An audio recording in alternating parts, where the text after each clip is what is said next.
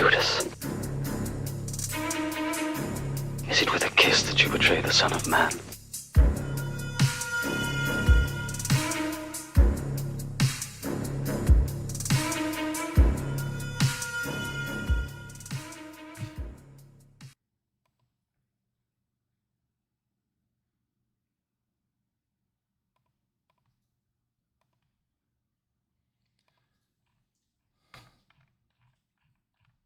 Hello, my name is Robbie.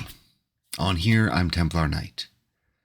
Every person who believes in God but does not attend a church has a story why.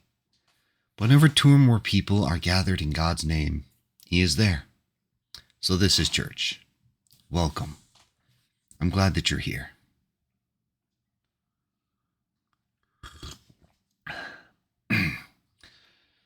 You will have to forgive me this week. I am struggling with losing my voice. I was sick earlier in the week, and although I have recovered, my voice is not. So bear with me.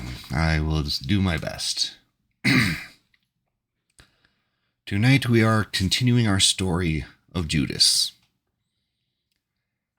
And tonight we are going to discuss the important night that he's known for, which is actually coming up here this week. This is a very important week for us. We've got Palm Sunday, Ash Wednesday, the Passover, Easter, Good Friday, all these things happening.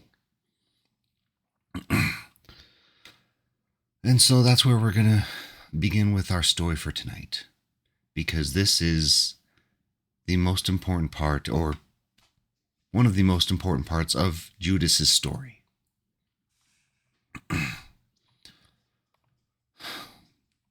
We're going to start in the book of Luke, chapter 22, verse 3. Then Satan entered into Judas, called Iscariot, who was of the number of the 12. That part in chapter Luke is discussing how Satan took an active role in what was about to happen.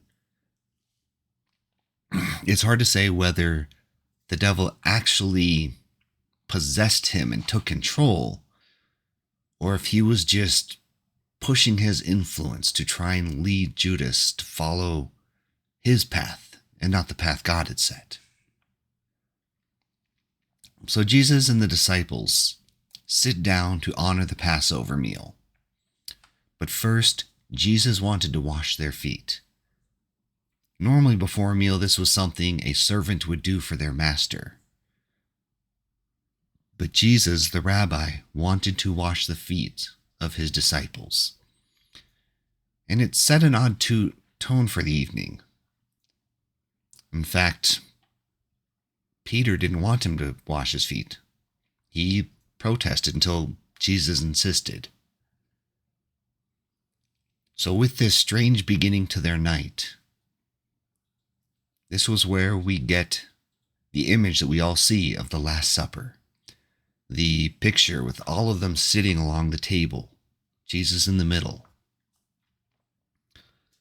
This Last Supper was where we get communion from, when Jesus poured them all the wine, when he broke bread, and he said, "Drink of this, for it is my blood." He said, "Eat of this, for it is my body. Do so in remembering me." Now we're going to hop into the book of John, chapter 13. After saying these things, Jesus was troubled in his spirit, and he testified, "Truly, truly I say to you, one of you will betray me." And the disciples looked to one another, uncertain of whom he spoke. One of his disciples, whom loved Jesus, was reclined at the table next to Jesus' side. So Simon Peter mentioned to him to ask Jesus to whom was he speaking. "Lord, who is it?" And Jesus answered, "It is he to whom I give this morsel of bread when I have dipped it." And so he dipped the morsel, and he gave it to Judas, the son of Simon Iscariot. After that, he had taken the morsel. Satan entered into him. And Jesus said to him, "What you are going to do, do quickly." Now, no one at the table knew why he said this to him. Some thought that because Judas had been the money bag, Jesus was telling him, "Buy what we need for the feast," or that he should give something to the poor. So after receiving the morsel of bread, he immediately went out, and it was night.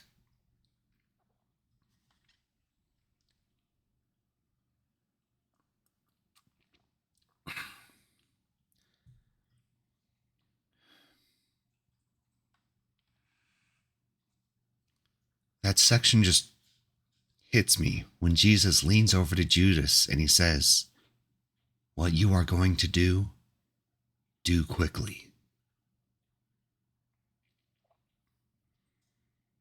Jesus knew. He had to have known. So then we hop from the book of John to the book of Mark. And then Judas, who was one of the 12, went to the chief priests in order to betray Jesus to them. And when they heard it, they were glad and promised to give him money.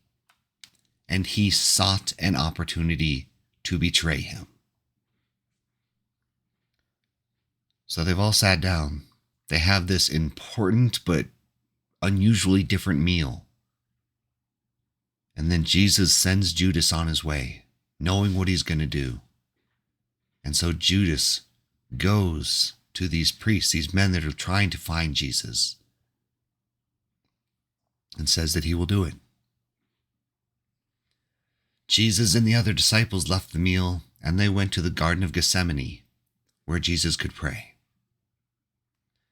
And this prayer is well known because this was when Jesus prayed for God to find another way. To me personally, this is one of the most heart-wrenching and relatable prayers in the entire Bible. See, Jesus knows what's about to happen. He knows what's to come. And he is asking his Father for a way out. "Dad, please, I don't want to. If this is your will, then let it be done. But if there is another way, please." It's the only time that I can recall that Jesus asked for something for himself. To me, it's the most human moment in Jesus' remarkable life.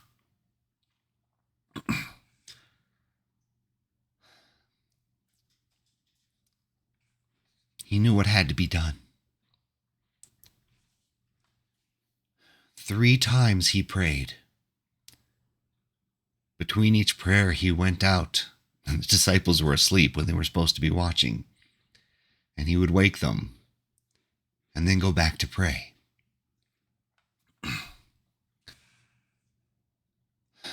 After his 3rd prayer, he reassured himself and he accepted that this was God's plan. And so he would go. And he left the garden and he found a crowd approaching.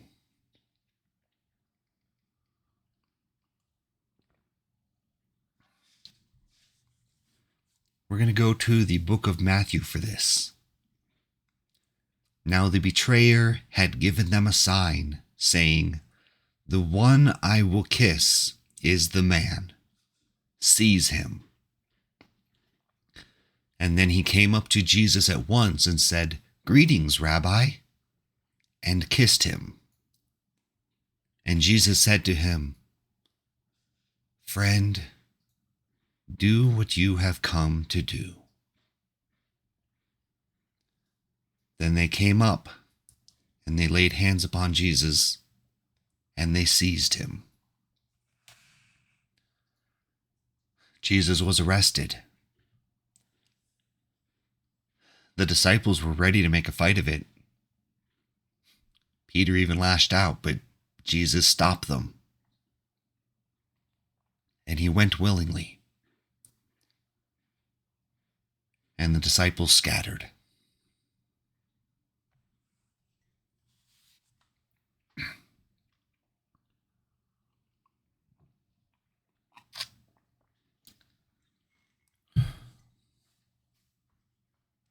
And so he was betrayed by one of his disciples, a man he called friend.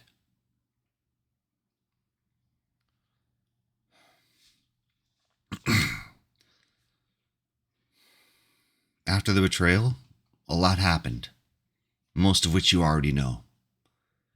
And Jesus was sentenced to be crucified.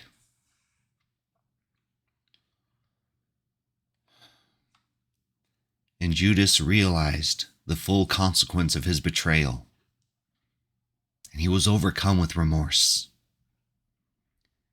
He went back to the priests and he tried to return the money to undo what he had done. But it was too late. And they wouldn't take back the money because it was blood money. So instead of taking the money, it was sent out to purchase a field. The field would be known as Akledama, the field of blood.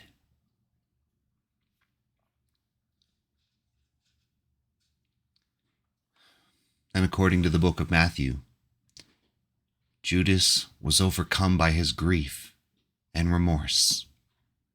He found some rope. He found a tree. And he hung himself. So ends the story of Judas.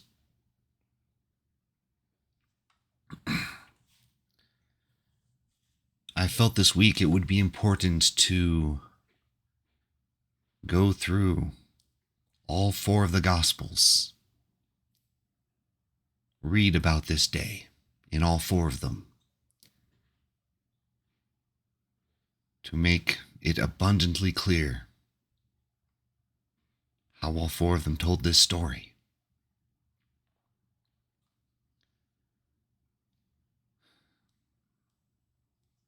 Judas was his friend. Judas was his student.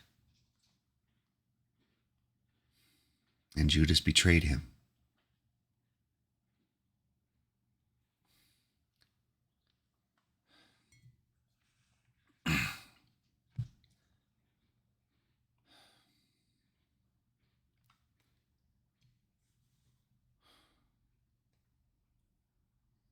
I often wondered throughout this entire series,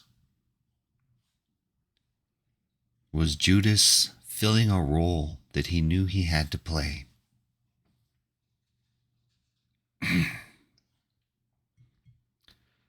And I don't know.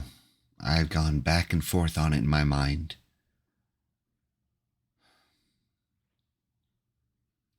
What I do know is that Jesus knew the role that Judas had to play. Jesus knew that Judas would betray him. Jesus knew he would be crucified. Jesus knew his Father's plan.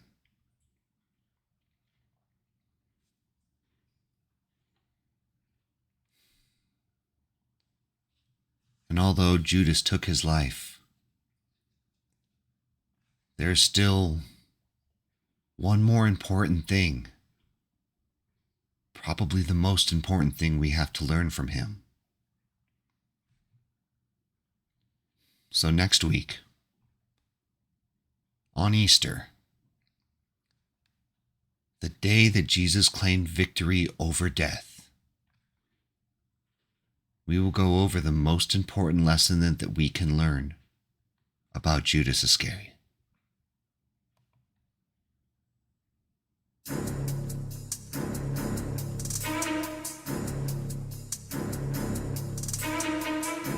Judas, is it with a kiss that you betray the Son of Man?